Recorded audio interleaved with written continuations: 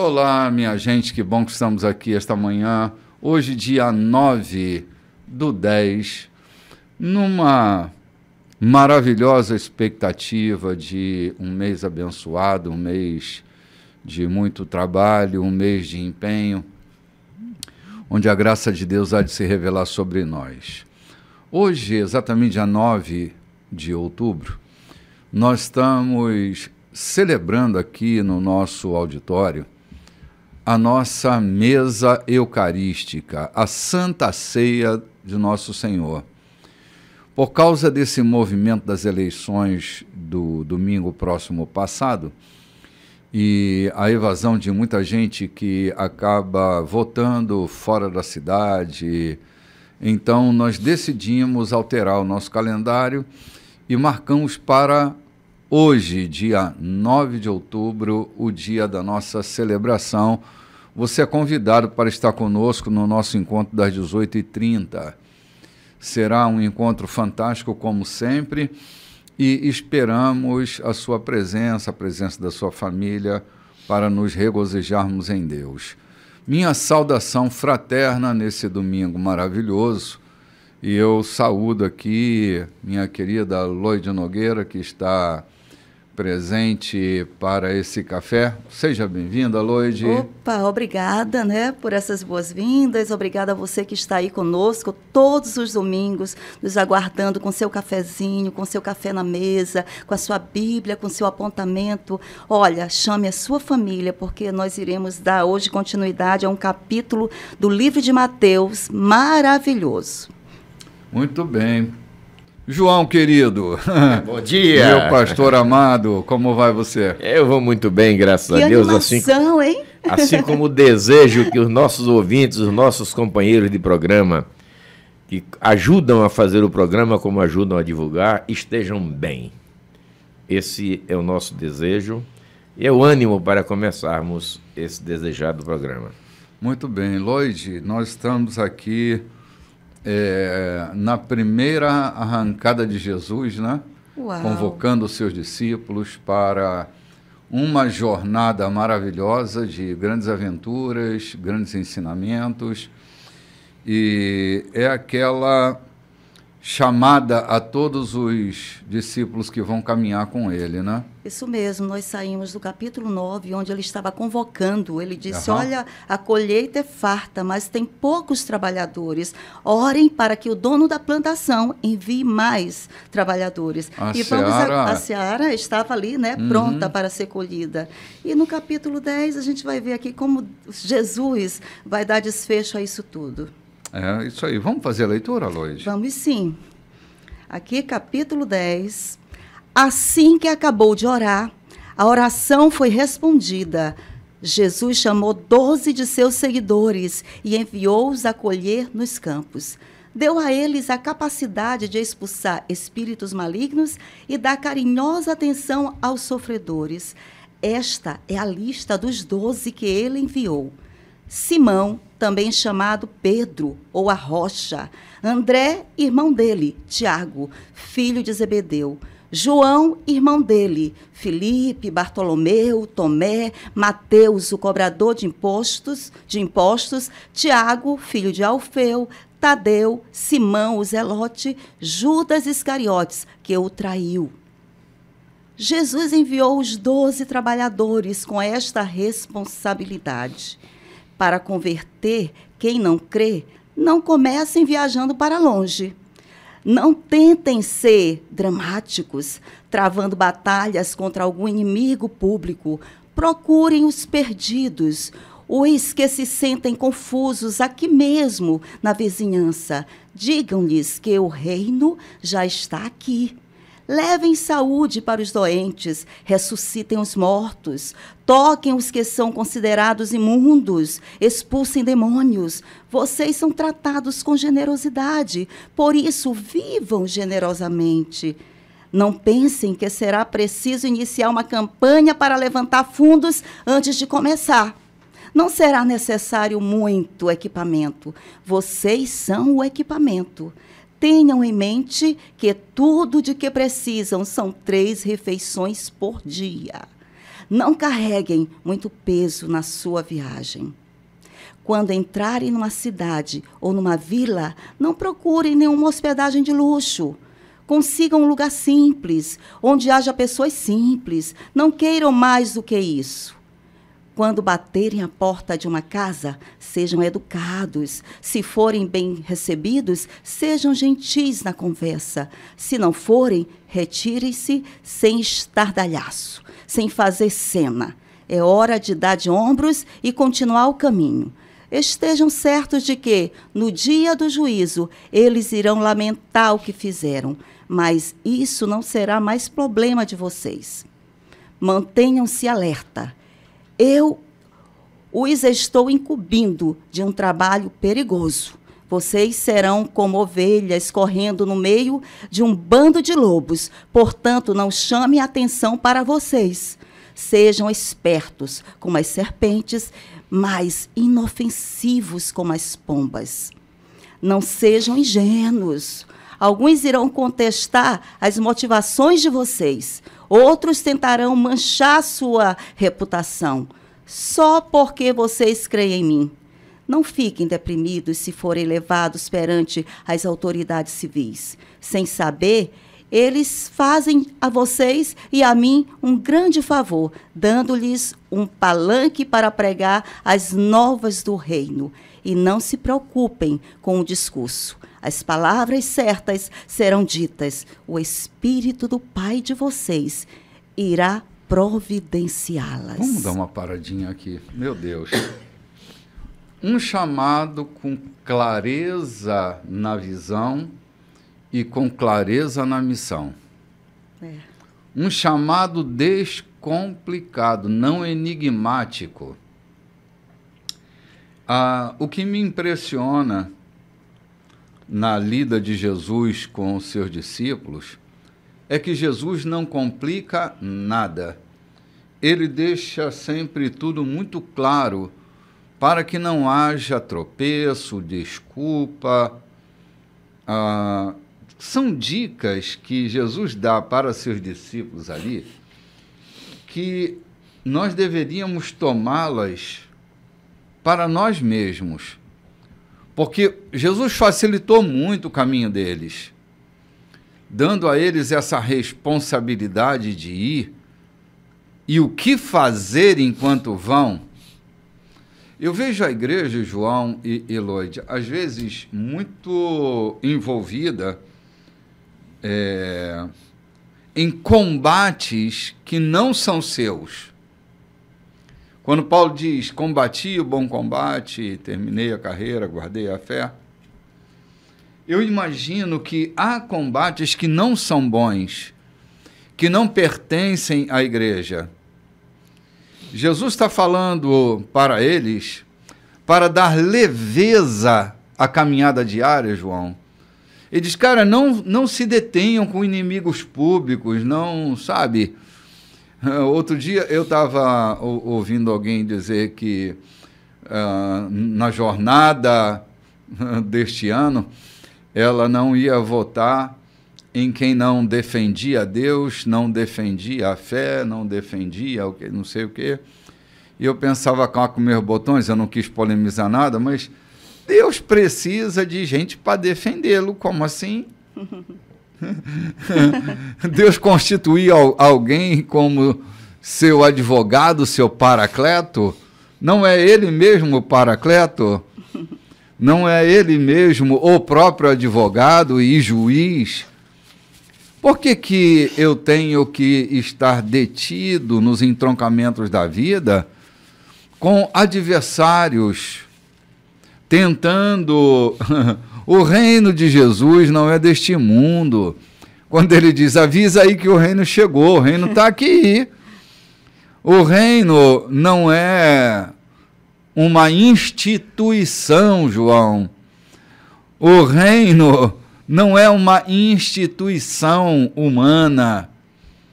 Então estamos equivocados às vezes quando nós pensamos que a proposta de Jesus é uma dominação planetária, que o que ele quer é dominar o planeta. Ele já é senhor de tudo e de todos.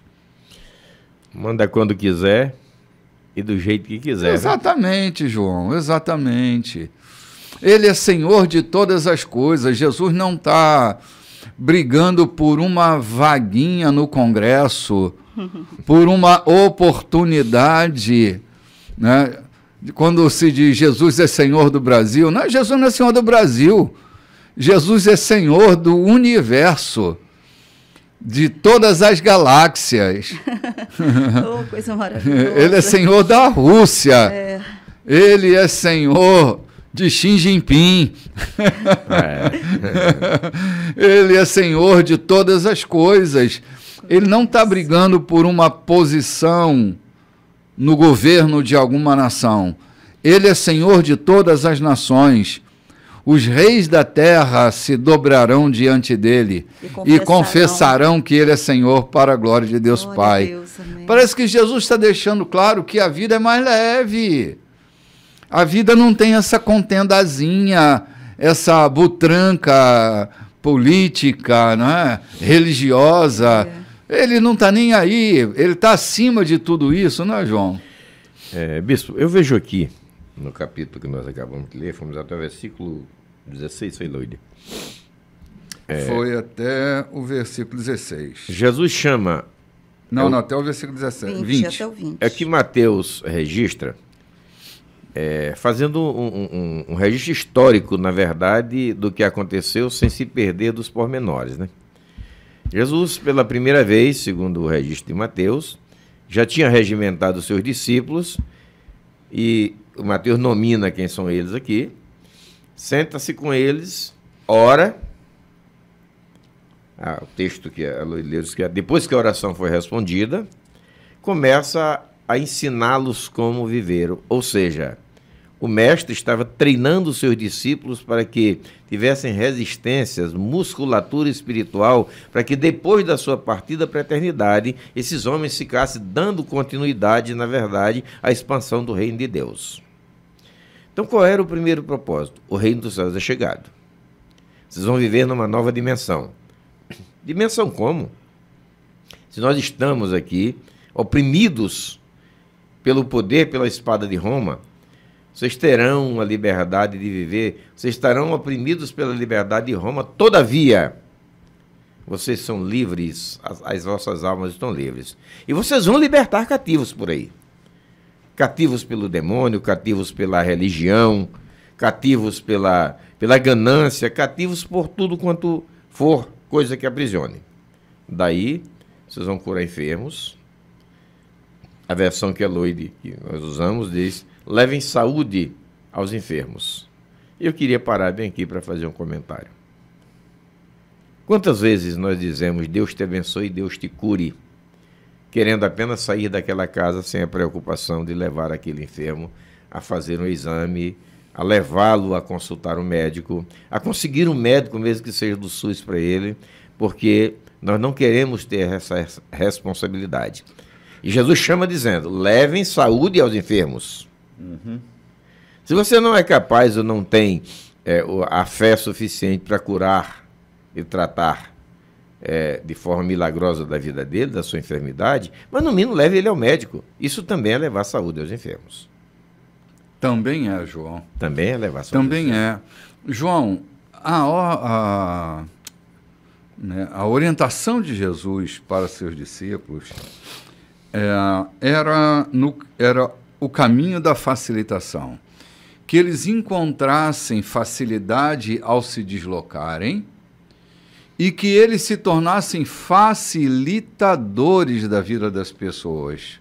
Uhum. Que eles não dificultassem a vida das pessoas. Que eles não entrassem em questões polêmicas, desgastantes, que ia consumir a energia deles. Assim, não entre em contenda, sabe? Vai procurar os doentes, vai procurar os que estão prontos para receber a mensagem do Evangelho. Não entre em contenda. E muito interessante que o Senhor diz, comece aqui. Exato. Comece por perto, não por longe. Muitas vezes a gente tem mania de começar, ou seja, o ministério, seja o que for, a começar fora, vou procurar fora, enquanto aqui está, né, o terreno fértil para você começar o seu trabalho na sua vizinhança. E o Senhor disse, comece por perto. Eu vejo aqui o Senhor dando um verdadeiro seminário de etiqueta, de educação. Quando vocês baterem numa porta, olha, não sejam dramáticos. Como o Senhor fala, não sejam dramáticos. Quem receber vocês, receber bem, tudo bem. Se não, não sejam dramáticos. Não façam alarme, estardalhaço. Saiam de fininho, saiam bem. Né? Muitas vezes a gente chega no lugar, não é bem recebido, sai criticando, sai falando do dono da casa. Até amaldiçoando, né? Amaldiçoando. E o Senhor diz, olha, saiam bem. Se não querem a paz, leve a paz com vocês, saiam em paz, né? Sim, a gente tem, às vezes, esse hábito de levar tudo ao drama, né? Porque o drama, ele dá emoção, né? Às vezes a coisa está tão tranquila, o cara quer dar emoção, gera um drama, né? Os jogos mentais, hein? Jogos mentais, emocionais. Jogos emocionais. Então, assim, Jesus diz, vamos facilitar, não é? Vai lá, vai salvar o que está perdido, vai curar o enfermo. Se tem algum arrogante pelo meio do caminho, evita, bicho, dribla o caminho dele. Sejam minimalistas, né? Talvez Jesus estivesse falando, encontrar os fariseus que sempre se interpunham, questionando por que teus discípulos não jejuam. Né, por que teus discípulos não jejuam? Por que teus discípulos põem espiga dia de sábado para comer? Por que teus discípulos comem sem lavar as mãos? Ou seja, Jesus estava tentando evitar, ou ensinando-os a evitar essas discussões bobas que não valem a pena perder tempo com ela, porque é a coisa muito mais importante a fazer, que é a difusão do reino de Deus. E quando a Loide se reporta dizendo que comecem por aqui, talvez a gente tenha se escudado na palavra de Jesus, quando ele diz, o profeta não tem honra na sua casa, né? Então eu não vou pregar onde eu não tenho honra. Eu estou pregando o evangelho ou eu estou buscando honra? Infelizmente, muitas vezes nós somos enredados por esse sentimento de achar que a gente não fica aqui pregando porque não há honra para pregarmos aqui. Eu estou pregando o evangelho, transmitindo a Cristo, libertando cativos, ou estou buscando honra para o ministério que eu exerço? Exatamente. Uma pergunta a ser feita. Exatamente. Jesus está animando eles a cair na realidade, a serem discretos na vida, né, João? Quando forem procurar uma hospedaria, sabe, cuidado com essa hospedagem, só hospede num lugar mais simples, onde tem gente simples, sabe? É disso que está se tratando, né? O comércio que a igreja se rendeu a ela, né?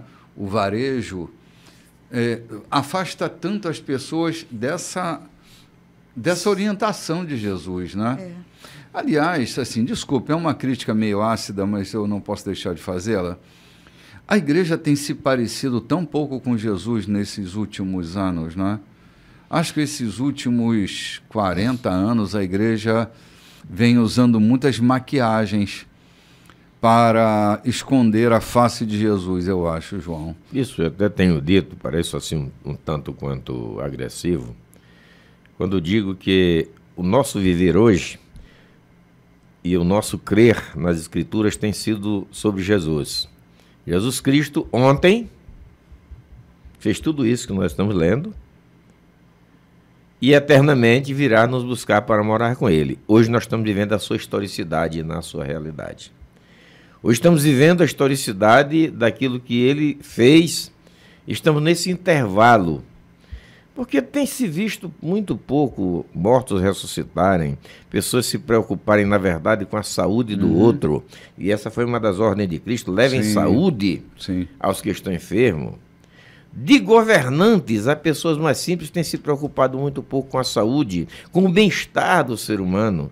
Têm se preocupado em estabelecer governos que tenham status ou tenha padrão igual a das grandes nações. Na nossa nação, infelizmente, tem acontecido isso, e por onde quer que se ache um gestor, a sua visão nem sempre está voltada para o bem-estar dos seus munícipes, dos seus concidadãos, mas muitas vezes está voltada para fazer páreo, para crescer politicamente, para se tornar uma pessoa vista. Uhum. Então nós temos nos apartado da simplicidade. Dentro da igreja também, dentro da família, temos nos apartado dessa simplicidade que Jesus ordena, que Jesus ensina, que Jesus instrui aos seus discípulos, dizendo: sejam simples como as pombas, todavia prudente como as serpentes. Eu entendo que Jesus quis dizer que a serpente, ela tem tanto cuidado a uma presa que dificilmente erra um bote. A sua prudência em esperar o tempo certo de fazer a sua investida lhe dá a prudência que Jesus disse: sede prudentes como as serpentes. Sim. Bispo, nesse versículo 9 e 10... É verdade, João. Viu, pastor João? Bueno. Nesse versículo 9 e 10, diz assim: não pensem que será preciso iniciar uma campanha, né? Sim. Iniciar uma campanha para levantar fundos para vocês começarem. Né? Muitas vezes a gente Poderoso quer, isso. né? Poderoso. Muitas vezes a gente quer começar algo, não, mas primeiro eu vou falar com fulano, levantar uma campanha na igreja, mover aqui fundos, porque eu preciso ir, mas eu tenho que envolver outros, né? Levantar uma campanha. E aqui ele diz: não será necessário muito equipamento, porque vocês mesmos são o próprio equipamento. Isso é lindo, cara. Não é? Lindo, lindo. Você é o Lloyd, recurso. Todo recurso que você precisar para cumprir seu propósito, em você estará. Na verdade, você é o maior recurso que você possui. Meu Deus, que coisa maravilhosa. Sim. Quando Deus valida isso em nós, você é o recurso. E eu acho que o recurso está no equipamento que eu vou comprar. Não, nós somos o equipamento. Nós somos o equipamento. Que palavra maravilhosa essa, né, Lloyd? Poderosa. Eu estou gostando da versão, porque na versão que eu tenho em mão diz assim: não levem bolsas de viagem, nem sandálias, nem cajado, nem para trabalhar. O trabalhador merece o seu sustento, ou seja, a preocupação com o que eu vou fazer. Uhum. Às vezes eu parei, algumas vezes disse à minha esposa: eu acho que eu tenho parado muito mais diante do espelho para ver se eu estou bem arrumado para ir cultuar, do que observado como está o meu culto, que eu vou fazer, o que eu estou fazendo, vou juntar meus irmãos para fazer. Como é que está o altar, né? Tenho preocupado com o alinhamento do meu terno, o alinhamento da minha roupa. Jesus está chamando a atenção e dizendo: não precisa se paramentarem tanto para que as pessoas ouçam vocês. É. Na simplicidade, elas estarão vos ouvindo. Não precisa se encher de conhecimento teológico. É evidente, não quer dizer que isso seja desnecessário, mas para que você faça uma evangelização, para que você faça uma viagem e nela, indo, você evangelize, não quer dizer que você tenha que se munir, procurar um mestre, um fariseu, para lhe ensinar tudo que você tem que dizer. Porque isso o Espírito Santo nos fará.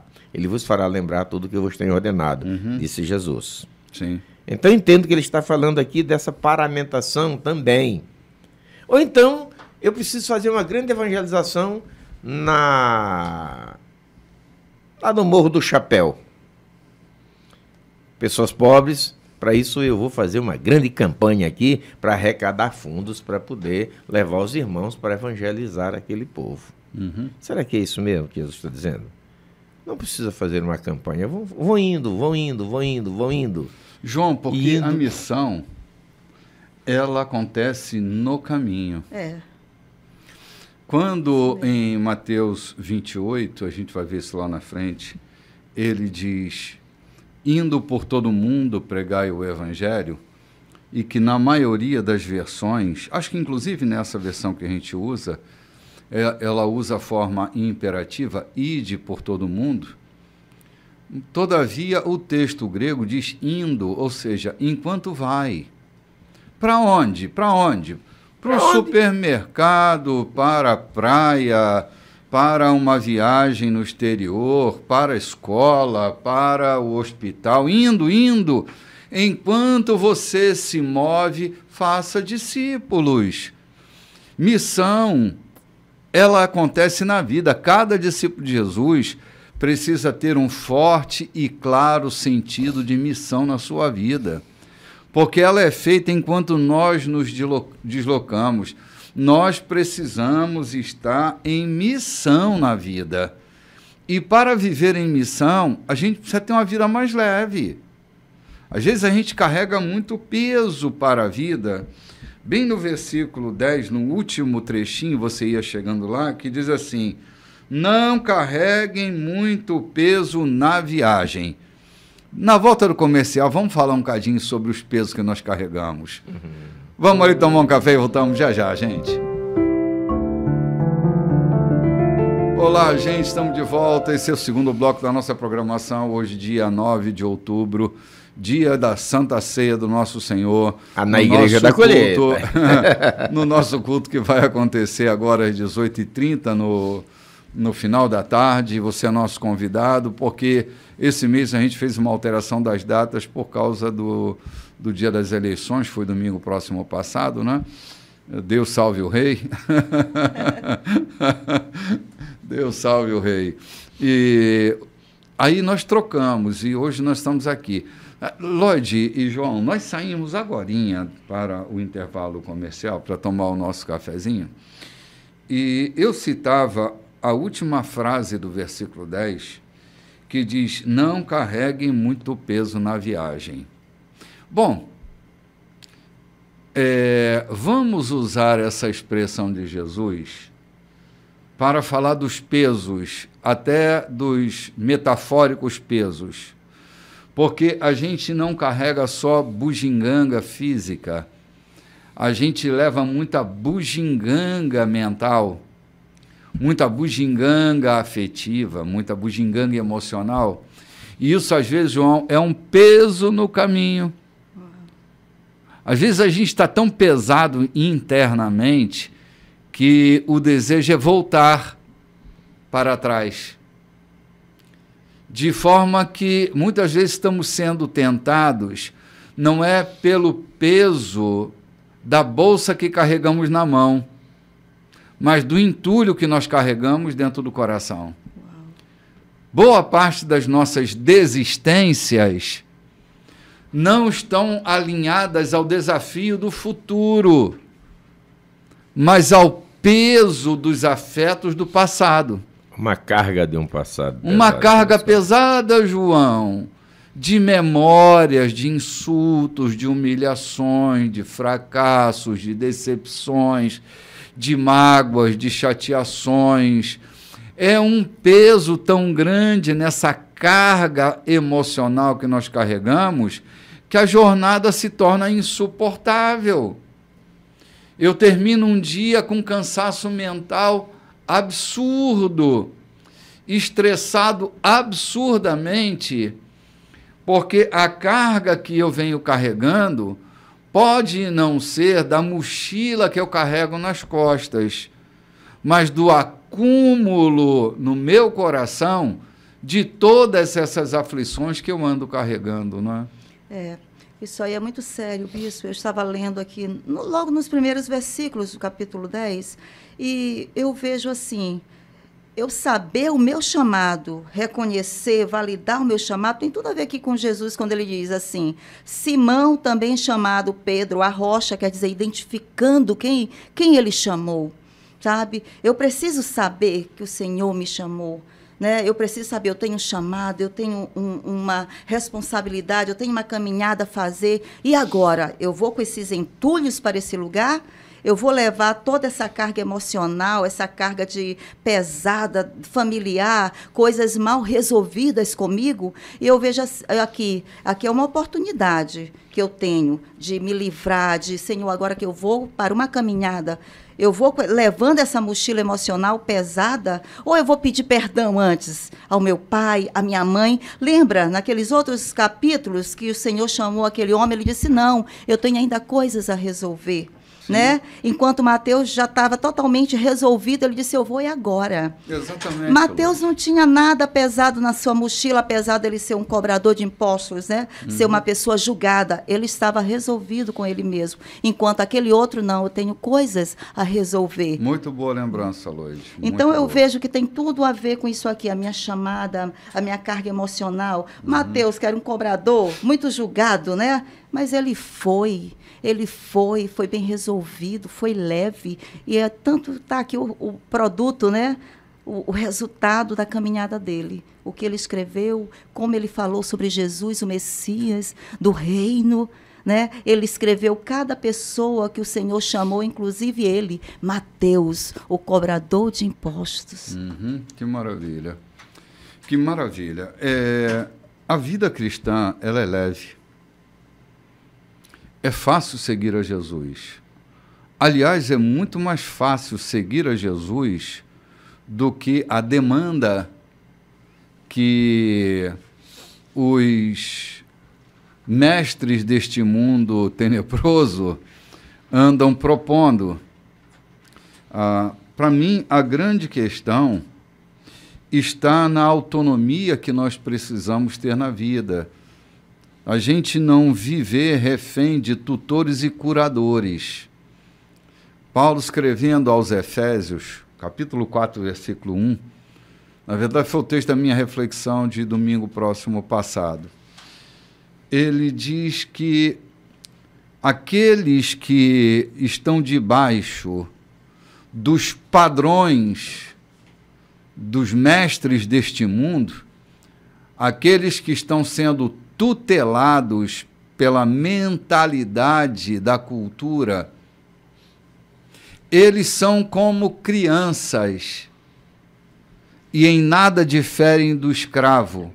Ainda que sejam senhor de tudo, eles são como escravos, porque estão debaixo de ordenanças humanas e não conseguem ter autonomia sobre sua própria vida. É isso que é pesado, Lloyd. É a gente não ter autoridade sobre a própria vida da gente. É a gente estar sendo tutelado pelo modelo que está do lado de fora, pelo cardápio que pertence à cultura. E aí eu não consigo mais governar nem minha própria vida. É necessário que a gente se independa dessas demandas do cardápio cultural. A gente precisa assumir as próprias decisões que nós estamos tomando na vida. Jesus está chamando os discípulos para uma vida assim, simples, sem demanda na agenda da cultura. Romper, né? Romper com todas essas exigências, não é? Romper. Eu dou novamente o exemplo de Mateus, porque ele era um homem rico, né? Cobrador de impostos, mas ele deixou a riqueza. Né? Se emancipou. Justamente, né? Se desligou, quebrou regras e foi. E isso eu acho muito lindo, sabe? Muito lindo. Eu digo, Senhor, eu quero isso para mim, porque tem coisas na minha vida que eu preciso romper. Eu preciso me despreocupar com o que virá do dia de amanhã. Eu preciso dizer, não, Senhor, a regra do mundo é do mundo, mas contigo é outra coisa. Sim. Né? Já basta, como diz aquela palavra, já basta para cada dia tem a sua própria preocupação. Então é isso, ir sem olhar para trás e dizer, aqui que ele está dizendo isso para esses discípulos, vão. Sim, ele está chamando seus discípulos para uma vida emancipada, para uma vida sem controles externos, sem a preocupação com a bolsa que tem que levar, com a refeição que tem que fazer. Um sapato alto. Minha irmã, João falava ainda há pouquinho, a impressão que nos dá é que em cada pousada, em cada casa, já tinha alguém preparado com a refeição daquele dia e daquela hora. Sem dúvida. Oh, coisa maravilhosa. Por acaso Jesus cogitou como é que nós vamos pagar o imposto de cada um de nós quando chegarmos na cidade? Porque sabia que já estava tudo garantido. Lá na boca do peixe já tinha uma moeda. Sim, tinha sempre peixe obediência, né? Sempre. Digno é o trabalhador do seu salário, disse Jesus aqui na versão que eu tenho à mão. João, só um Cristina, deixa eu te cortar abruptamente aqui. Assim, a gente precisa pensar, Deus tem peixes obedientes, Deus tem camelos obedientes que trazem ouro, incenso e mirra para patrocinar o sonho da Virgem, Deus tem corvos obedientes que trazem pão fresco, carne fresca para o profeta, até a animalha está obediente à voz daqueles que estão caminhando de acordo com a visão. Até as raposas para incendiar a seara do inimigo. Fogo no rabo da raposa, né? Até raposas para combater o inimigo, né? Sim, verdade, João. Desculpe te atropelar assim, é isso mesmo. A gente está aqui numa caminhada muito gostosa. Então, eu acho que a gente já tratou exatamente sobre a caminhada dos discípulos. Qual era a finalidade? Expandir o reino. Dizer que o reino é chegado. E esse reino vem trazendo no seu bojo cura, libertação, esperança, alegria, gozo e certeza. Essa era a missão na ordem que Jesus dá aos discípulos, nos leva a entender. Ele está dizendo, onde você chegar, anuncie que o reino dos céus é chegado. E aí, para que eles saibam que é chegado o reino, curem enfermos, limpem leprosos, expulsem demônios, tratem as pessoas com dignidade, não ostentem riquezas nem poder econômico, não se vistam com de forma cheia de disparates ou tentando humilhar as pessoas. Sabe, eu tenho dito uma coisa, eu vou entrar aqui no âmago disso. Uma vez eu chamei alguém, chegou na delegacia para evangelizar. Terno verde ou azul claro, muito lindo, uma gravata muito bem alinhada, um violão. Pediu permissão, eu parei e disse a ele, para mim a pior forma de evangelizar um preso. Ele está lá dentro do xadrez, de forma higienicamente degradante. Esses eram os nossos xadrezes de antigamente e hoje tem melhorado. Só de calção porque não tolera o calor. E você chega todo empacotado, todo arrumado, tocando um violão na presença. Você está humilhando aqueles homens. Você quer saber, quer evangelizar? Vem aqui quinta-feira que eu te coloco dentro da cela, te dou a garantia de que você não será maltratado, você comerá o que eles comem, você sentirá o cheiro que eles sentem, vocês ouvirão o que eles falam, e aí você tem a oportunidade de transmitir o evangelho para eles. Aí ele ficou meio esquisito comigo, mas é isso. Muitas vezes a gente chega importantizando e humilhando quem está ali só pela nossa chegada. Jesus já não é a parte importante. A nossa performance se torna importante. João, ouvir que Deus é bom, sentado numa boa poltrona, tomando um suco de limão, uma limonada, no ar-condicionado, com as lindas plantas ornamentais, tem uma repercussão interna. Agora, ouvir que Jesus é bom, sentado num ambiente hostil de uma penitenciária, sentado num lugar onde o cheiro é de urina, onde as fezes e a urina se misturam no seu cheiro, onde você não tem uma almofadinha para sentar, tem que sentar no chão. Que não é cerâmico, é cimento brabo. Sim, cimento brabo. Você imagina como essa coisa de que Jesus é bom entra dentro do seu ouvido. Então, eu penso assim, que o pregador precisa fazer parte do próprio cenário para que a mensagem seja significada de maneira mais adequada. Entende? Porque sentado no meu trono é diferente. Mas indo ao ambiente hostil, a mensagem pode ser de outro contorno, pode ser de outra performance. Então, eu estou sentindo essa dor. É por isso que Paulo diz, cara, eu me dei. Eu me fiz de fraco para ganhar os fracos. Entrei lá no buraco com aqueles caras. Entrei na terra do buraco quente. Fui lá nas cavernas, com os caras que estão na caverna, para ouvi-los. Pronto, firme de tudo para ganhar alguns. Comi com eles. Entende, Lloyd? Eu estive numa missão no interior, aqui em São Luís, há uns 4 anos atrás. E, enquanto o bispo estava falando, eu lembrei disso. E, nesse dia, lá nessa missão, uma igrejinha, né, estava o pastor pregando, a roupa do pastor amassadinha, mas ele estava com aquele terno bem surrado, aquela camisa amassadinha, né? Como se tivesse tirado de dentro de um caixote, alguma coisa ali, mas ele estava bem apresentável, e ele lia, e ele mesmo pregava, ele mesmo ministrou louvor, ele mesmo profetizou, ele mesmo orou, e ali cheguei eu naquela igreja, e eu olho para trás, eu levantei as mãos, ele cantava, e eu dizia: Senhor, é tão fácil eu louvar o Senhor, lá na minha igreja, enquanto os instrumentos estão tocando, os ministros de louvor estão lá, as luzes estão acesas, todos estão lá comigo louvando, e quando eu olho para trás só tinha eu e o pastor, né? E ele cantava animadamente, parecia que a igreja estava cheia, né? E aquela noite era só eu e ele, e assim terminou o culto, só eu e ele.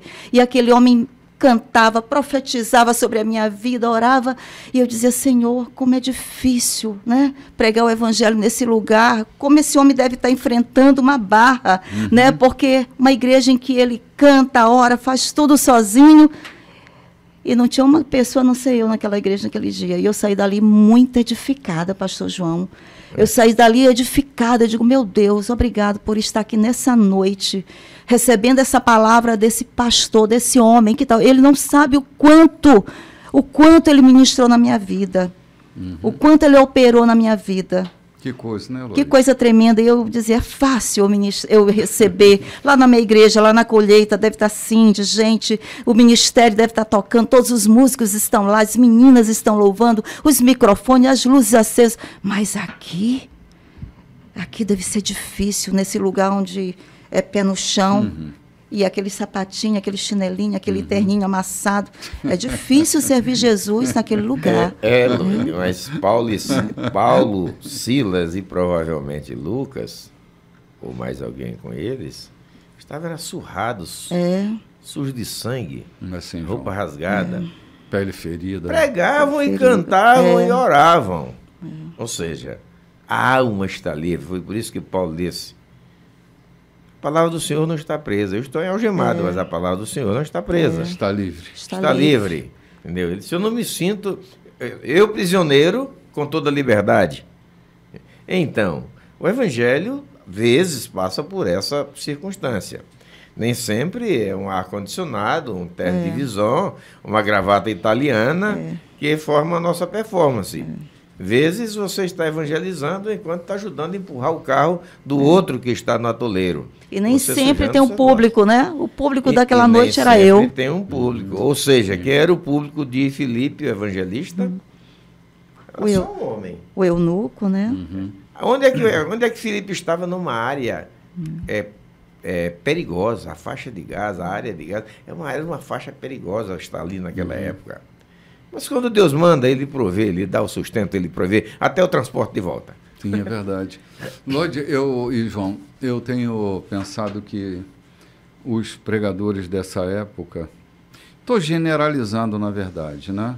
Desculpe aí as exceções, mas eu estou indo pela generalização. Eu recebi um convite para pregar em algum lugar, e aí o pastor contactou comigo, perguntou quais eram as minhas exigências. Eu disse: como exigência? Disse: sim, o hotel é 5 estrelas, como é? Eu falei: meu irmão, eu fico no lugar onde couber a sua generosidade. Pode ser até num hotel de milhares e milhares de estrelas. Eu já dormi no relento. Quantas vezes a gente tem armado pregando o evangelho, armando rede, pregando, olhando para as galáxias. Esse não é o problema, mas é uma maneira, sim, de se fazer exigências, entende? Quanto é que vai custar aos cofres da igreja lhe trazer aqui? Que tipo de transporte você quer, não é? Eu entendo o cuidado com o pregador, Eu entendo, e eu acho que a gente tem que tratar bem os pregadores do Evangelho. Dentro das posses da congregação, exatamente, da igreja, João. Das posses dos irmãos que estão patrocinando. Exatamente, eu acho que eu isso. procuro fazer o melhor que posso Sim. dentro das minhas posses. Exatamente isso. Agora, cara, também não concordo com exacerbação de luxo e exigências. Né? Exatamente, essa é a situação, entende? Há uma certa negociação para que eu possa ir pregar ali, lá e acolá. Não pode ser bem assim. Uma igreja que convida, João, acho que estou até saindo um pouco do texto aqui, mas já estou nesse barco, eu vou andar nele aqui mais um bocadinho. Uma igreja que convida alguém para vir ministrar a ela, deve ser generosa com esse que vem, na medida da sua generosidade. Sim. Se tem que dar uma oferta, que tamanho é essa oferta, isso é do tamanho da generosidade e das condições dessa igreja. Se a pessoa tem como se locomover de casa até esse lugar, né? Olha, como eu te disse, eu já fui pregar e ficar hospedado em hotel 5 estrelas, porque era uma cidade com um povo de poder aquisitivo alto, que queria me honrar com aquela hospedagem. Lá fui eu me hospedar. Eu nem sabia direito deitar naquela cama. Agora, também já fomos para lugares dormindo em rede, né, João? E tivemos que voltar 50 quilômetros da cidade por não ter hospedagem, Tá para louco. dormir de rede lá Exatamente. na outra cidade. E você dormindo dentro do carro. Entende, cara? Então, assim, não é uma questão de luxo, é uma questão de, assim, esta igreja pode fazer isso, faça. A gente sempre fez assim, né, João? Sempre fez e vamos continuar fazendo. E vamos continuar fazendo. Se convidarmos, me perdoe, eu creio que tem muitos obreiros nos ouvindo, e a gente não aprendeu, em muitas denominações, não se aprendeu a cultura da generosidade. E por não ter aprendido a cultura da generosidade, achei que o irmão tem a obrigação de gastar o seu combustível, o pastor, o pregador, gastar o combustível do seu combustível, para ir se deslocar até a essa cidade que ele vai pregar, comer do seu bolso, gastar do seu bolso, quando ele está indo prestar um serviço à congregação que o convidou. Uhum. Então eu creio que precisamos ser justos, se convidarmos alguém, darmos a ele, no mínimo, uma oferta que possibilite ele sentar com a esposa dele no restaurante e comer alguma coisa e beber para se sentir em paz e confortável depois da energia que ele gastou. Sim, é verdade, João. É o mínimo que a gente pode honrar, né? É o mínimo. Uma semeadura, né? Uma Sim. semente de amor, né? Sim. De carinho. Lloyd, Deus me ensinou algumas lições. Eu quase entrei pelo caminho da expectativa das ofertas que viriam. Quase entrei, porque eu ia pregar ali, ia pregar lá, tinha uma oferta. Eu quase que entro pelo caminho das ofertas. Esqueci a congregação, vou tratar Esqueça a congregação para tratar do caminho das ofertas. Um dia, assim, Deus é maravilhoso, né? Eu não me orgulho do que eu vou contar, mas um dia eu estava fui convidado para pregar numa igreja que sempre foi muito generosa comigo, financeiramente falando. E eu fui pregar nessa igreja e o pastor me disse, olha, compra a sua passagem que a gente te reembolsa aqui. Eu disse, tranquilo, sem problema nenhum. Comprei a passagem e tal. E fui esperando uma oferta, né? Eu já estava esperando. Eu não seria surpreendido. Eu já estava esperando e fazendo conta dela. Oh, meu Deus. O miserável homem que sou. Ai, Jesus. Minha irmã, naquele dia, nem o dinheiro do reembolso da passagem veio. E não veio um centavo. Quando minha mente carnal ousou reclamar, a mente espiritual dialogou comigo, dizendo, eu estou livrando você dessa armadilha. Uau. Foi o preço de uma passagem e de volta que me custou uma grana. Mas eu aprendi a lição, a não criar expectativas econômicas na obra de Deus. A obra de Deus não tem a obrigação de me enriquecer, senão de me enriquecer em tudo, mas não de me enriquecer no bolso. No bolso, como se isso até me enriquece no bolso, mas não como fator primário da minha motivação, mas sim como resultado de uma entrega verdadeira, não é, João? Foi o dia que eu comecei a esperar e fazer planos a oferta, que ela me foi cortada, graças a Deus. Deus foi tão generoso contigo que não te permitiu deixar acontecer para depois verdade, tomar. Né? Cara, Deus verdade. Bom. Deus é bom. Eu não consegui me perder, cara. Gente, vamos ali tomar um cafezinho, a gente volta já já.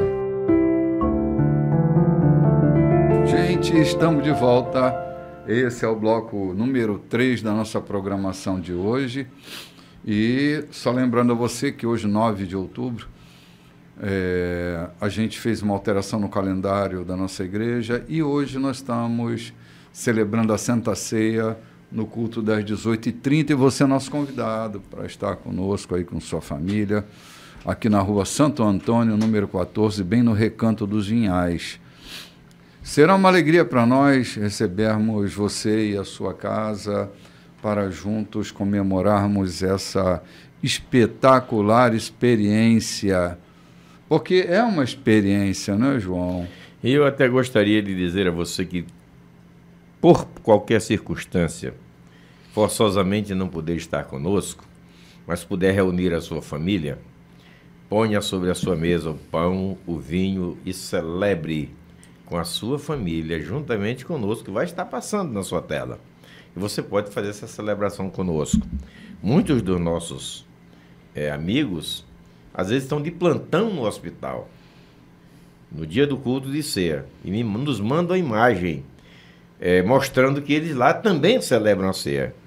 Eles levam vinho, pão e fazem a celebração juntamente com a gente, concomitantemente acontece aqui, eles estão fazendo lá. E a gente aconselha, se você puder fazer, eu não sou pastor, nós estamos ministrando aqui, pode fazer lá, fica à vontade. Na verdade, é um culto que ganhou outra configuração, né, João? Porque não queremos nem contrariar aí a liturgia das igrejas, mas foi um modelo facilitador até que a gente, durante a pandemia, usou. Já vinha usando antes, mas usou largamente na pandemia, para facilitar aqueles que precisavam, no fervor da sua fé, de celebrarem a Santa Ceia e não tinham como ir à igreja, não tinha a igreja nem aberta, estava lá o auditório dela para se reunirem. Então nós começamos a usar essa ferramenta, né? É como se lá nós estivéssemos e eles cá estivessem, nós passamos a celebrar a mesa do Senhor com essa coisa da distância, né? Então muitas pessoas passaram. Agora, eu só queria lembrar uma coisa, né? Que a transmissão do culto online não seja assim uma desculpa para você não participar do culto ao vivo, da sua relação presencial, da ação do corpo sobre o corpo. De estar conosco, de receber o abraço, de receber um bem-vindo, de receber um sorriso, de dar um sorriso para a gente. Isso é a comunhão em evidência, né? Então, como disse o Bispo Renato, a gente não quer ter a preocupação de perceber que a nossa transmissão online esteja lhe dando o prazer, entre aspas, de ficar em casa deitado enquanto acontece.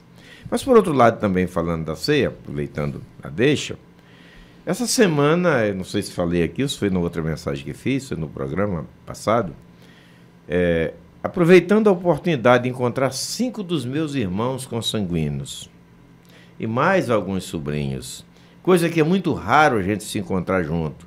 Alguns já convalescem de algumas enfermidades. Então, coube estarmos juntos numa tarde dessa, tarde e noite. A minha filha sugeriu: pai, celebre uma ceia junto com os seus irmãos e os parentes que estiverem presentes. E a gente assim o fez. Nós estávamos dentro de um templo, não era um templo, era a casa lá da minha irmã. Nos encontramos lá Se todos conhecem a Cristo, se todos creem em Cristo, se todos pertencem a Cristo, o que impede? O templo está feito. O que impede eu celebrar uma ceia? As pedras vivas estavam ali, né, João? Para edificarem. E nós celebramos uma gostosa e emocionante ceia. Sem barulhos nenhum ao redor. Uhum. Sim, João, a simplicidade da mesa eucarística, mas a profundidade e a repercussão dela em nós, não é? Eu sempre me lembro naquele episódio do caminho para Emaús, quando sentados à mesa, Clopas, Jesus e o companheiro lá, que eu não sei quem era. Talvez mais alguém da família, né? Sim, talvez. Eles dizem, a gente sentia arder o coração da gente logo após terem partido o pão, porque o texto que João narra diz assim: e partindo o pão, seus olhos se abriram. E partindo o pão, seus olhos se abriram. Estavam embotados, mas se abriram. Toda vez que parto o pão, eu tenho essa sensação que meus olhos vão se abrir novamente. Eu vou enxergar coisas que eu não estava conseguindo ver. Eu vou perceber coisas que eu não percebia, porque a minha espiritualidade está aguçada com a presença borbulhante, viva do Espírito de Deus, e Ele abre os nossos olhos, né, João? Nossos olhos eram visões. Nós teremos visões. Disse Isaías, né? Os olhos se abrindo para visões novas, para um avanço maior do trabalho de Deus. É isso, é tudo um mistério, mas um mistério vivido aqui na Terra.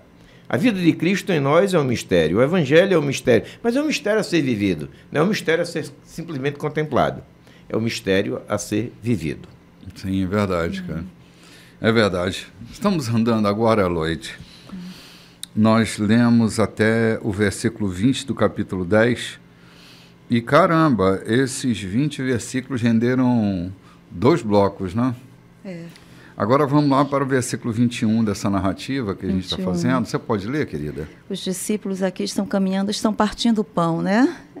Sim. Partindo o pão. Jesus é esse pão maravilhoso.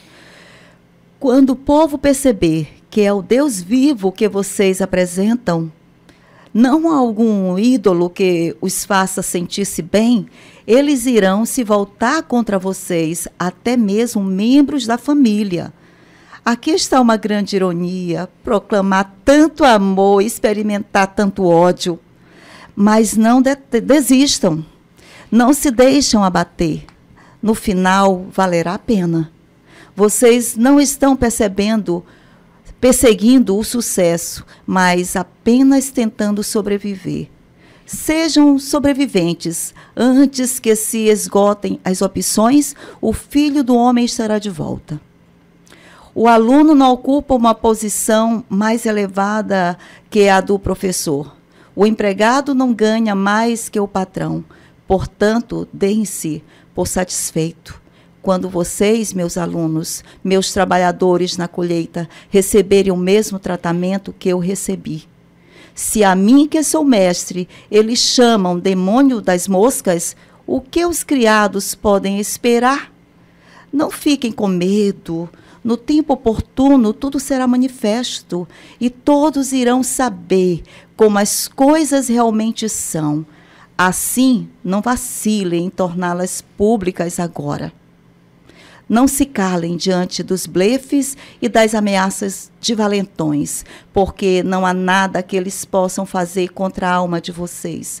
Mantenham-se tementes a Deus. Ele é quem sustenta em suas mãos a vida, corpo e alma de todos. Que bom. Vamos dar uma paradinha aqui para a gente experimentar o movimento que está acontecendo nessa fala de Jesus, não é? Lembre que ele está preparando seus discípulos para a jornada. Está instruindo como internamente e externamente, como a economia financeira, tanto quanto a economia emocional deles, deveria estar sendo cuidada e protegida para que eles lograssem êxito e a jornada não se transformasse no inferno para a vida deles, né? Então, ele fala exatamente dessa previsão de estarem ele proclamando amor e experimentando ódio. Né? Essa é uma condição, um antagonismo muito severo, João. Quando a gente proclama amor e experimenta o ódio, experiencia o ódio. E acho que todos nós já vivenciamos. Já, claro. É engraçado que tem uma expressão freudiana que é amódio. Dizer que todos nós somos atravessados por essa instância do amódio, né? É amor e ódio. Proclamando a dor e experienciando o ódio, né? Então, essa é uma condição que às vezes bagunça com a vida da gente.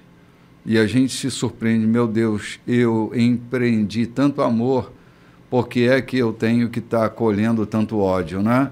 Isso pode desanimar a gente. E Jesus já vai antecipando, dizendo para eles, olha, sempre haverá uma relação de amódio na vida de vocês, né? Ambientes de amor, né? E sentimentos de ódio, né? E ele diz, e previne, a começar de casa, né? Ele diz a começar de casa. A começar de casa, né? exatamente. A começar de casa. Mas aí ele diz a palavra que sustenta, que é base. Ele diz, não desistam, né? Não desistam. Vai acontecer tudo isso, mas olha, mantenham-se firme. Aí ele diz, no final vai valer a pena. Que coisa maravilhosa. Quando ele diz, não desistam, porque no final vai valer a pena. Assim, ele não diz, não desistam, como alguém que não tem o que falar. Isso. Ele sabia e sabe que às vezes a única vontade que sobra em nós é a vontade de desistir. Diz o caboclo no interior, fugir com a cela. Fugir com a cela. Picar a mula. Picar a mula. Sumir com a cela. Não resta mais nada. A decepção, João, às vezes é muito grande.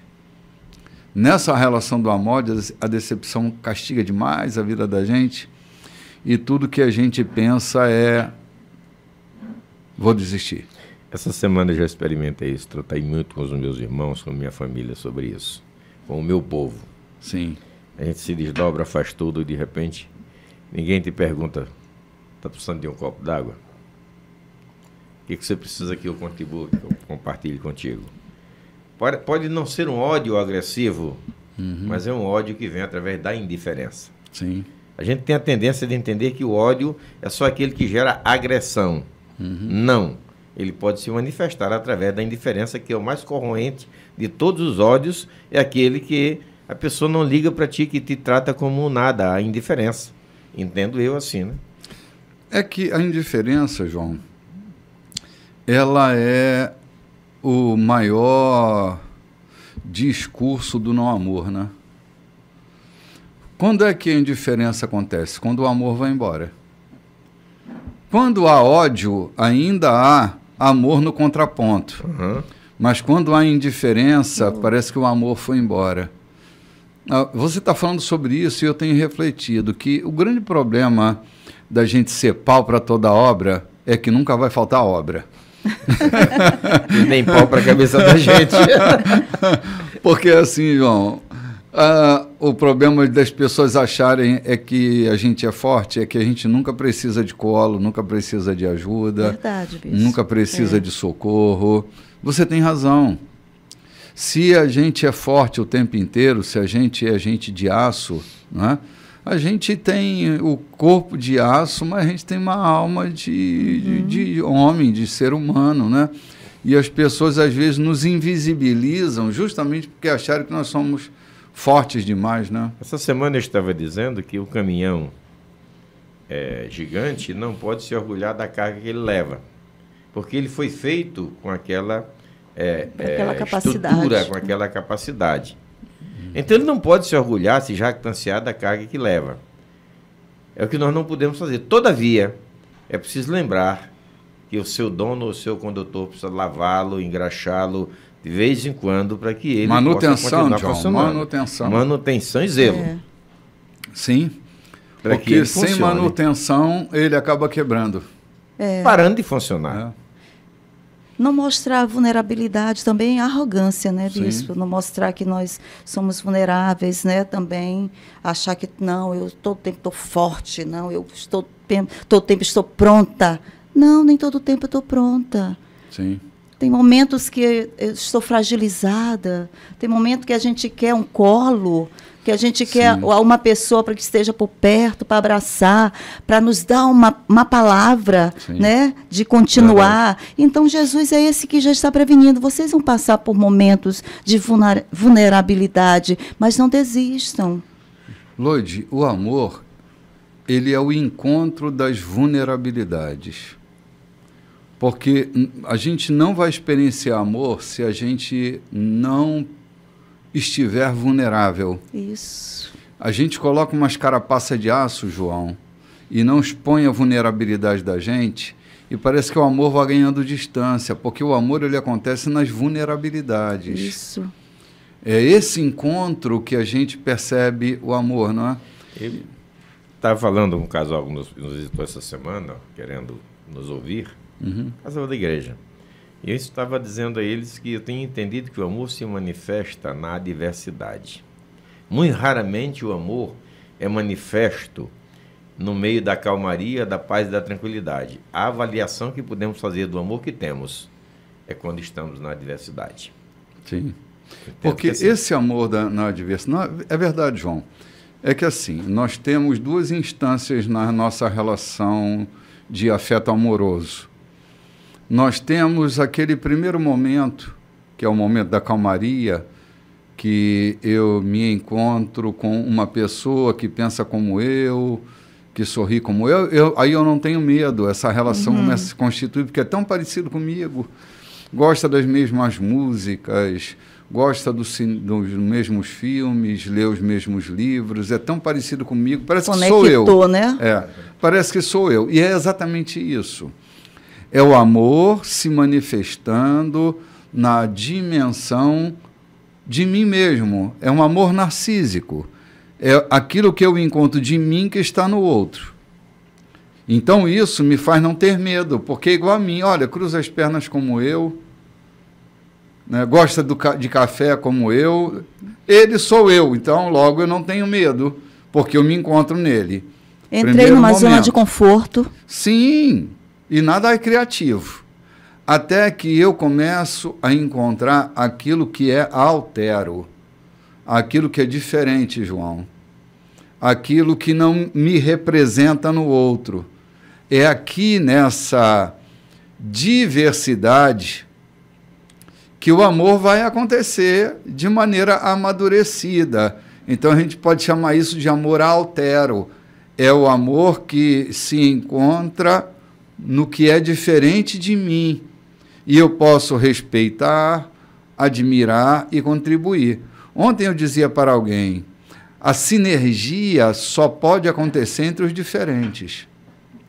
Se eu quero um movimento de sinergia, se eu quero coisas mais excelentes, mais fortes, mais poderosas, isso só vai acontecer nas diferenças. Não acontece com elementos iguais. Tinha um antigo jornalista que dizia que a unanimidade é burra. Ok? Porque ninguém cresce. Eu aprendo mais com aqueles que pensam diferente de mim do que os que pensam igual. Eu aprendo o quê com quem pensa igual a mim? Não aprendo nada. Já sou eu que estou lá. Já sou eu que estou lá, exatamente. É por isso que eu estou... Desculpe a volta que eu dei aqui, mas para dizer que eu concordo contigo, é isso mesmo. Por outro lado, eu só posso mensurar o amor que tenho se ele for posto à prova. Ninguém mede a força, ou percebe a força que tem, se ele não tiver um obstáculo para retirar ou alguma coisa para levantar. O amor se manifesta também dessa natureza. Quando, entendo eu, quando a adversidade chega, aí você percebe se você realmente ama ou se você apenas admira. Tem uma relação, né? O nível da reciprocidade vai se manifestar logo, logo. Quer saber se ama? Pisa no calo. É isso mesmo. Mostre seu lado avesso, que você vai ver se ama mesmo ou se você não vai ficar sozinho, né? Agora, voltando lá para a questão de Jesus, ele se refere a ele mesmo, e eu quero confessar um analfabetismo meu aqui no texto que a Loide leu, e é um analfabetismo, talvez alguns, com todo respeito, vivenciam isso que eu estou vivenciando. O que ele disse? Se a mim me chamaram de demônios das moscas, né? É Baal-Zebu. Eu nunca tinha parado para ver que esse é o nome do demônio das moscas, né? Quando chamaram Jesus, disse, ele expulsa demônio pela autoridade de Beelzebul, né? Sim, é Baal-Zebu, ou demônio das moscas, né? O deus das moscas, mas é um deus diminuto. Então, o tradutor traduziu como demônio das moscas, está bem traduzido, é isso mesmo. Entendido. Baal-Zebu. Zebu são as moscas, né? Uhum. Então, quando chamavam Baal-Zebu, é aquele deus das moscas, né? Que lá no Egito ele tinha outro nome, mas ele era o demônio das moscas, né? Lembra da praga das moscas, né? Era as moscas elas tinham um representante divino, não é? Tinha uma divindade que os representava, né? Sim. E por outro lado, o que eu queria falar aqui, quando Jesus diz assim, não se preocupem, fizeram isso comigo. Ou seja, eu fiquei pensando, quantos daqueles que se alimentaram lá naquela relva, daquela multiplicação dos pães, o acusaram depois? Deus sabe, né, João? Pois é. Aquela multidão que dizia Maranata, no dia seguinte dizia crucifica-o, né? Crucifica-o, pois é. Tem. A voz do povo não é a voz de Deus, João. Não. É ledo engano. A voz do povo não é a voz de Deus. A voz de Deus é a voz de Deus. E é inconfundível. E é inconfundível, né, cara? É sempre muito clara. Loide, vamos avançando mais um cadinho? Vamos, ou tem algum ponto que vocês queiram parar aí? Não, foi tudo tão bem discutido, tão bem colocado, né? Aqui nós estamos no versículo 29, não é isso? Você deu uma paradinha bem aqui nós vamos para o 29. Para o 29. Quando ele diz que não se deve temer os que apenas podem matar o corpo, né? Uhum. É isso, foi lido? Sim. Lemos isso também. Então, vamos para o 29. Ok. Qual o preço de um pardal? Alguns trocados, não é mesmo? Pois Deus cuida deles mais que vocês cuidam. E a vocês ele dispensa tanta atenção que chega a cortar os fios de cabelo da cabeça de cada um. Portanto, não fiquem intimidados com essa conversa assustadora. Vocês valem mais que 1 milhão de pardais. Defendam-me contra a opinião do mundo, e eu os defenderei na presença do meu Pai no céu. Mas não pensem que eu vou protegê-los se vocês se acovardarem e fugirem. Não pensem que vim tornar a vida de vocês agradável.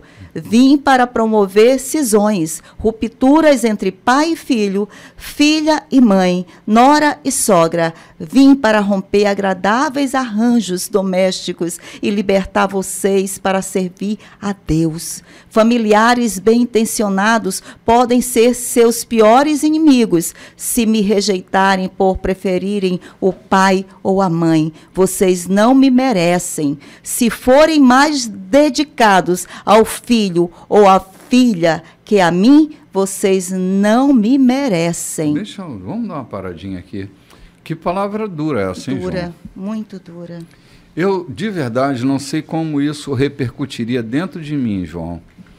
Não vou fazer um discurso de apaixonado, porque mexeria em coisas tão particulares minhas que eu não tenho clareza de como isso eu reagiria a uma fala de Jesus com esse tamanho e essa profundidade, não é? É o desafio de tê-lo em primeiro e único lugar da vida, né?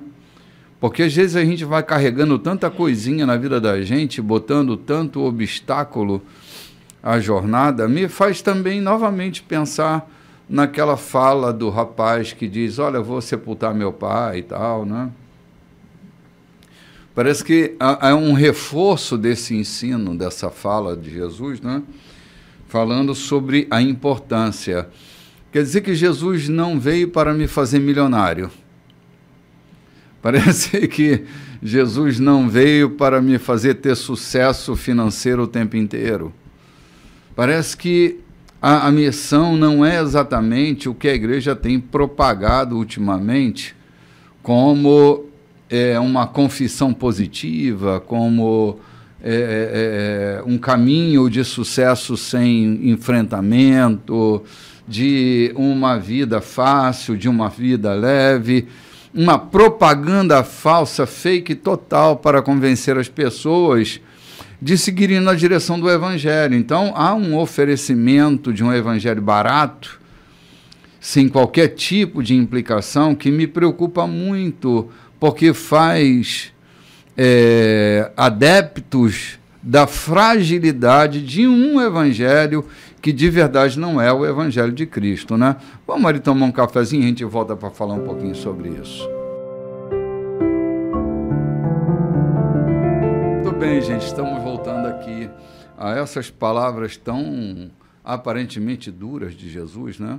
Que é a palavra da ruptura com o sistema, que parece ser tão dolorosa, né? Parece que Jesus está brigando com o conceito de família, parece que Jesus está querendo ser um grande criador de problema para as relações domésticas, né? E não é exatamente sobre isso que a gente está tratando. Eu, assim, inevitavelmente, eu vou tocar num texto de Paulo aos Gálatas, que, você imagina, os irmãos da Galácia, eles foram fundamentados em Cristo, João. Eles eram uma igreja, assim, sensacional, de clareza. Só que eles cederam a um capricho da eloquência e da influência dos que discursavam sobre esse evangelho de vantagens, e Paulo está contrapondo, dizendo para eles: vocês foram fundamentados em Cristo, estão cedendo, se tornando infantis, buscando regras para dar sentido à vida de vocês, como se não fosse suficiente Cristo na vida de vocês. Olha o que ele diz no capítulo 4 aos Gálatas: permitam mostrar a vocês as implicações disso, desse conflito, de não ter essa decisão de dar a Cristo o destaque que ele deve ter na vida da gente. Enquanto é menor de idade, o herdeiro não está em posição melhor que a do escravo, ainda que legalmente seja dono da herança. Está submisso, ou estará submisso a tutores e curadores até a data estabelecida por seu pai para a emancipação. Assim acontece conosco. Como escravos, dependíamos dos dominadores deste mundo, sem autoridade sobre a própria vida, pois ainda não havíamos sido emancipados. Parece que o discurso de Jesus tem a ver com essa emancipação, onde os dominadores deste mundo, que dominam por meio da cultura, que dominam por meio dos joguinhos mentais que eu falava lá na live, né? Dos mind games, que fazem as pessoas serem controladas por essa infantilidade produzida por relações fracas, frágeis, não profundas. Então, Jesus está estabelecendo o caminho. Vocês vão ter que independer. independer da cultura, dos dominadores. Vocês vão estar rompendo com esse sistema ou vocês vão se tornar infantis. A vida de vocês vai sofrer esse tipo de abalo. Então, eu vim para romper com isso. A espada e o enfrentamento muitas vezes se dá com o mesmo sobrenome que nós. Não nos enganemos, e aqui não está um fomento à confusão, mas muitas vezes os nossos maiores inimigos terão o mesmo sobrenome que nós. Olha. Sabe? É a lei da vida. Ei, bispo, eu estava lendo essa semana, Miriam atravessa o mar, pega um tamboril e canta, e convida todas as mulheres para fazer aquela celebração, acreditando a Deus e a Moisés aquele fato. E vão caminhando, quando chega lá em Mara, ela resolve olhar para Moisés: quem te fez maior do que nós? O que é que você pensa que é mais bem-aventurado diante de Deus do que nós? Uhum. Ou seja, quem era Miriam? A irmã, a tutora de Moisés. Sim. Se levanta. Mesmo sobrenome que ele. Na sua vaidade, no seu ensoberbamento, que esses são os males que fazem exatamente a confusão dentro de casa. Uhum. É o ensoberbamento, o sentimento de ser inferior ou superior, ou achar que o outro está se superiorizando, provoca razoavelmente, aliás, lamentavelmente provoca isso que Miriam fez, Miriam e Arão. Sim. Eram os companheiros, foram os escolhidos. Miriam foi escolhida para ser tutora de Arão, de Moisés, e Arão foi escolhido para ser o intérprete de Moisés e, por conseguinte, o seu braço. De repente chega ali e veja uma coisa: Ur era casado com Miriam e não era da família, mas em nenhum momento na caminhada se vê Ur com alguma atitude contra Moisés. Foram seus próprios irmãos. Pelo contrário, foi o cara que segurou o braço. Segurou o braço. Lá, né? Josué sai com ele do Egito e termina seu sucessor. Sem nenhum momento você vê uma discussão entre Moisés e Josué. Todavia, Miriam e Arão, que eram irmãos. É isso que Jesus está falando. Vai acontecer. E Arão criou até uma outra igreja, né? A igreja do Bezerro de Ouro. Da super mentira. A igreja do Bezerro de Ouro. A igreja da super mentira. Qual é a denominação que tu está criando? Esperou o líder subir, né? Esperou o líder subir para largar a adaga nas costas dele, né? Ainda bota a culpa no fogo, né? Joguei ao que saiu. Joguei no fogo, olha o que saiu aí. Esse bicho. Sem vergonha, né, cara? É o cara que joga a pedra e esconde a mão, né? Pois é, eu acho que Jesus Cristo está falando exatamente de situações dessa natureza. Uhum. E quando ele traz a clareza do Evangelho, torna a muitos, quando eu entendo o que ele está dizendo. Eu vim trazer o Evangelho que traz as coisas a lume, onde se pode ver. E essa clareza vai dificultar relacionamentos. Aí se pergunta: é melhor ficar na obscuridade tentando uma falsa paz, ou é melhor conhecer de fato, pela clareza do Evangelho, aquilo que se pode remediar? Sim.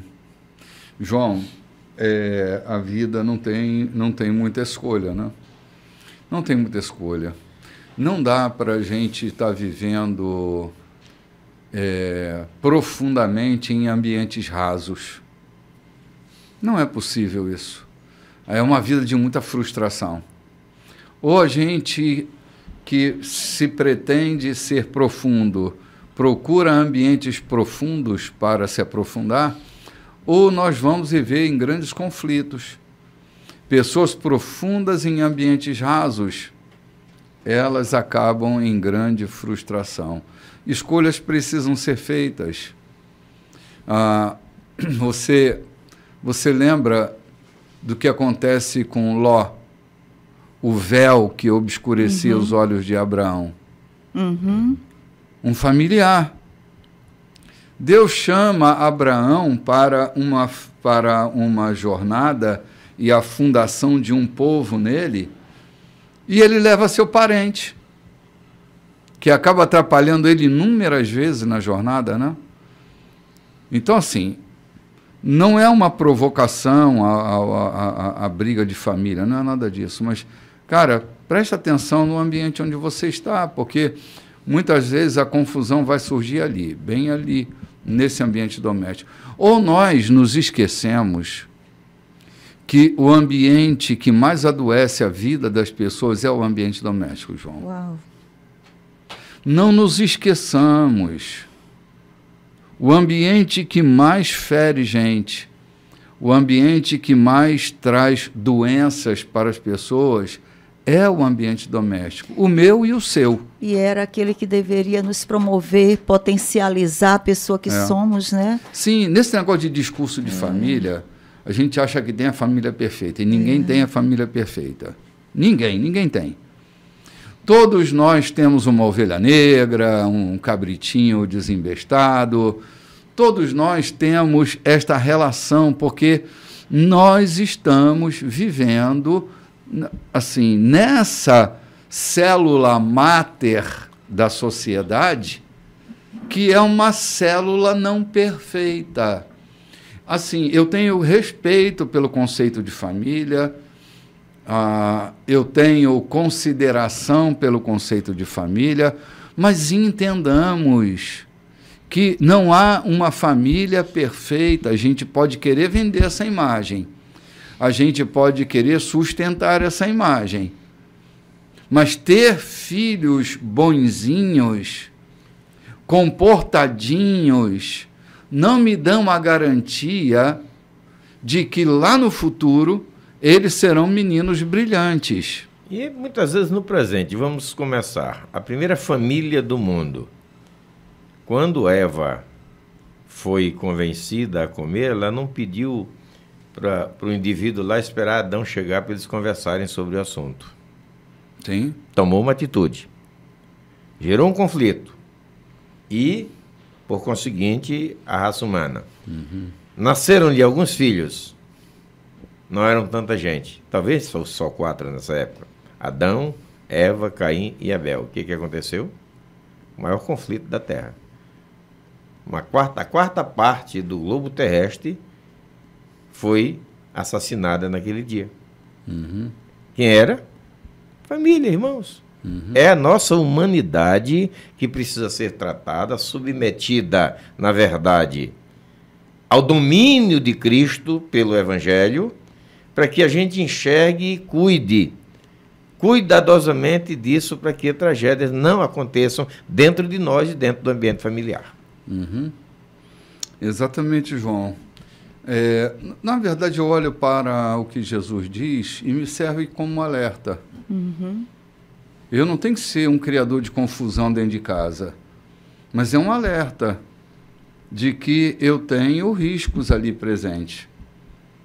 Né? Eu não preciso levantar uma espada para cortar a cabeça de ninguém. Isso. Né? Eu não preciso cortar a cabeça das pessoas. Eu posso usar a espada para muitas finalidades, até para proteger alguns, não é? E não para atacar necessariamente. E não é que os meus inimigos estão dentro de casa, senão Jesus estaria contrariando até o fundamento do princípio da família, né? Não Mas foi esse mesmo Jesus que diz: felizes são aqueles que são pacificadores, né? Exatamente. Ele diz isso. Pacificar os ambientes da casa. Né? Eu acho assim que o pacificador é alguém que um dia foi pacificado. Se a gente consegue se pacificar, querida irmã e querido irmão João, se a gente consegue encontrar esse ambiente da paz interna, a gente pode ser um conciliador de qualquer conflito. Isso. Mesmo no meio das rupturas, das cisões, sim, né, podemos ser também um pacificador. Né? Claro que sim, Lloyd. Deus tem colocado palavras de ordem, né, sobre a paz da caminhada das pessoas. Até para caminhar sozinho, eu preciso estar pacificado, entende? Nem sempre a gente consegue fazer duas pessoas andarem juntas. Mas às vezes a gente consegue fazer com que elas andem separadamente, mas andem, vivam. Se não dá para viver junto, não precisa morrer junto. Podem viver à distância. O princípio da pacificação tem como a vida como elemento mais essencial. Então, a gente está sempre de olho na possibilidade da vida, né? Como proporcionar uma condição melhor para se viver. Amém. E quando muitas vezes nós nos enganamos, nos equivocamos em acharmos que trazendo sustento para dentro de casa nós estamos pacificando o ambiente do lar. Quando trabalhamos exaustivamente e conseguimos encontrar recursos e trazer para dentro do lar, entendemos que estamos trazendo paz, quando muitas vezes estamos trazendo guerra. Lembra daquela história daquela senhora que disse que ela não era, com todo respeito, não era uma porca, que o marido só trazia comida para dentro de casa? Lembro, João, claro. Ainda ouço a voz dela. Tudo que ela precisava não era de comida para engordar uma porca dentro de casa, era de atenção. Não, ela só queria passear no shopping de mão dada. Era de olhar, era de ser vista.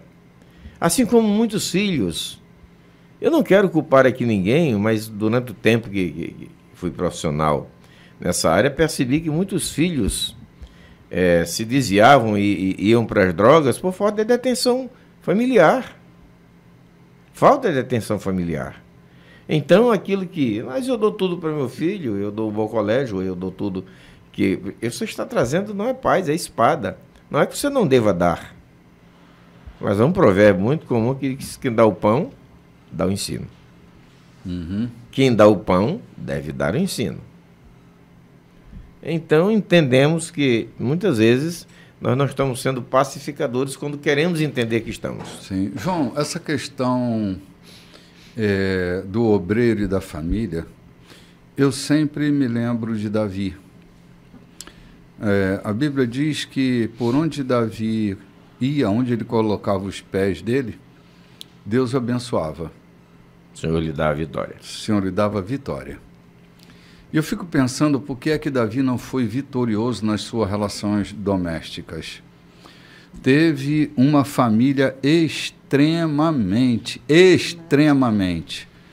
Davi não teve só problema conjugal, ele teve problema familiar. Davi não se dava bem, não era com uma mulher ou outra, que também não se dava, mas era com os filhos. Estupro, 2 assassinatos de irmãos dentro da mesma casa de Davi. Sim. Uma filha estuprada por um irmão. Um filho que possuiu sua madrasta no telhado. Expulsou de casa e tomou conta de toda o harém do velho. Depois vem e mata o outro irmão.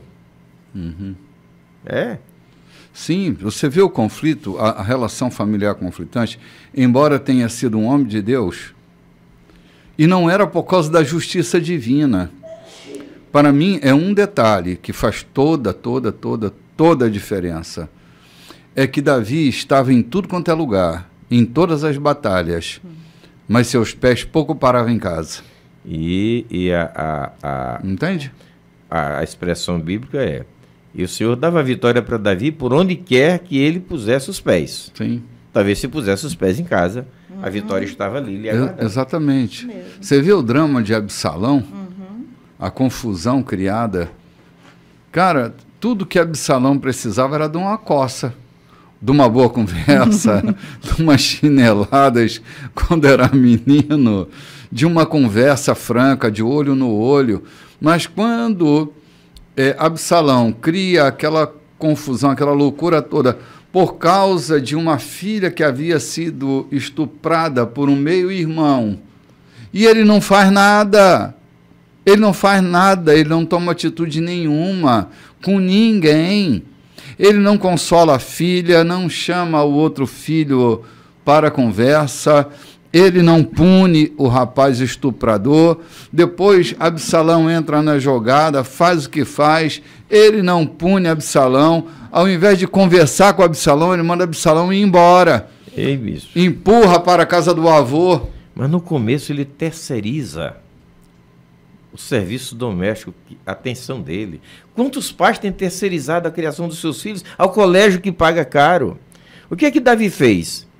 Absalão pede para fazer uma festa e ele chama alguém de sua confiança e fica de olho em Absalão, que ele quer fazer uma tragédia com Amon ou com Aminon. Ele terceirizou. Quando ele devia estar presente, ele terceirizou o cuidado da sua família. Devia ter chamado Absalão, harmonizado o coração dele, corrigido Aminon, porque cometeu um erro grave. Por conta disso, sabe, Davi teve 3 filhos assassinados, não foram só 2, não. Foi Aminon, Absalão e depois Adonias, que o Salomão manda matar. E mais um sobrinho, que foi o Joabe.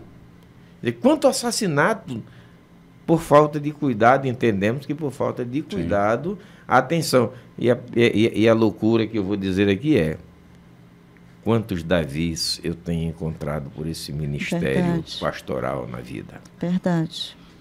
Quantos Davis eu tenho encontrado por aí lamentando, chorando, porque deram mais atenção à igreja do que à sua família? Porque fizeram do seu ministério, foi o que Davi fez do seu reinado a maior importância do que a sua família. Eu tenho encontrado tantos Davis por aí lamentando. Um dia desse eu encontrei um pastor, fui visitá-lo, amigo meu, cheguei e encontrei ele com alguma coisa dizendo: eu estou aqui no dilema, a minha esposa está fazendo radioterapia no Aldenora Belo, com câncer de mama. Eu me preparei para ir visitá-lo, acompanhar numa sessão. Isso lá no interior. De repente eu chego aqui, a convenção me telefona me convocando para uma reunião. E eu estou aqui num dilema. Eu olhei, botei a mão no ombro dele e disse: olha, eu não quero te chamar de qualquer outra coisa, mas eu tenho tanta vontade de te dizer, te chamar de tanta coisa, mas quero te chamar apenas de asno, se você deixar a sua esposa lá, nesse momento vulnerável, e atender uma convenção que amanhã, se ela te der um pé na bunda, você será ela quem vai estar te acolhendo. Então, nós temos encontrado Davis por aí, não são poucos. A gente saiu um pouco aqui do tema, mas acho que valeu a pena. Sim. E olha, meus queridos ouvintes, cuidem da sua família antes que outro cuide. Dê atenção para os seus filhos. Use a espada para defendê-la, né, Use a espada para defender a sua família, como fez Samar com o seu campo de lentilha. Era pequeno o campo de lentilha, mas ele arrancou da espada e defendeu. Defenda a sua família. Se proteja, se projete nessa direção. Não deixe que tragédias aconteçam quando você não terá mais forças, como fez o nosso ilustre e amado por Deus, o rei Davi. Verdade. Sim. Gente, nós estamos aí a 3 minutinhos de terminar o nosso programa. Espero que nossas palavras te animem, te fortaleçam. Se você deseja se comunicar conosco, tipo assim, às 9 horas da manhã, esse programa que está sendo transmitido pela rádio vai estar lá no Instagram da igreja. É uma maneira que você tem de entrar em contato com a gente lá no Instagram. É só você deixar sua mensagem no direct, né? E a gente vai estar retornando. Pode ser assim, não pode? No YouTube. No YouTube. Ah, não é no Instagram. Desculpe aqui. Desculpe a correção. Mas é fácil. Então vamos falar do Instagram. No Instagram, o nosso endereço é @Igreja da Colheita. É facilzinho. Quer entrar em contato com a gente? Manda uma mensagem no direct lá no Instagram, @Igreja da Colheita. É que a mensagem que eu estou falando do encontro de hoje de manhã vai ao ar pelo YouTube. Eu disse Instagram, mas vai pelo YouTube. E você pode assistir a partir das 9 horas da manhã. Lá também nos comentários pode entrar em contato com a gente, né? No chatzinho. Depois de tê-lo ouvido, se quiser entrar em contato direto, eu me predisponho a ouvi-lo. 991447068 e retransmitir aos companheiros. Qualquer crítica, qualquer comentário que queira fazer também pessoalmente, pode mandar uma mensagem ou se comunicar com a gente no 991447068. Ok, foi rapidinho, mas você falou duas vezes, deve ter gravado, né? 991 44 70 68. Ok, a gente tem recebido de vez em quando visita de alguns amigos que nos ouvem no café. O dia que você quiser vir tomar café conosco é só no terceiro domingo, né? No terceiro Na verdade, domingo. domingo próximo que vem, né, João? Já é domingo próximo, exatamente, já é domingo próximo. Nós temos ceia, isso mesmo, fazer nós um convite, temos ceia né? hoje. E café da manhã. Café da manhã no 9716, né? No dia 16. Venha e traga a sua pergunta, o seu questionamento, a sua posição e converse com a gente pessoalmente. Conversa com o pastor João que ele vai responder. Fazer o café do ouvinte. Eu vou acolher a informação e vou transmitir ao grupo. Então vamos deixar claro, né, João? Pastor João, fazer o café do ouvinte.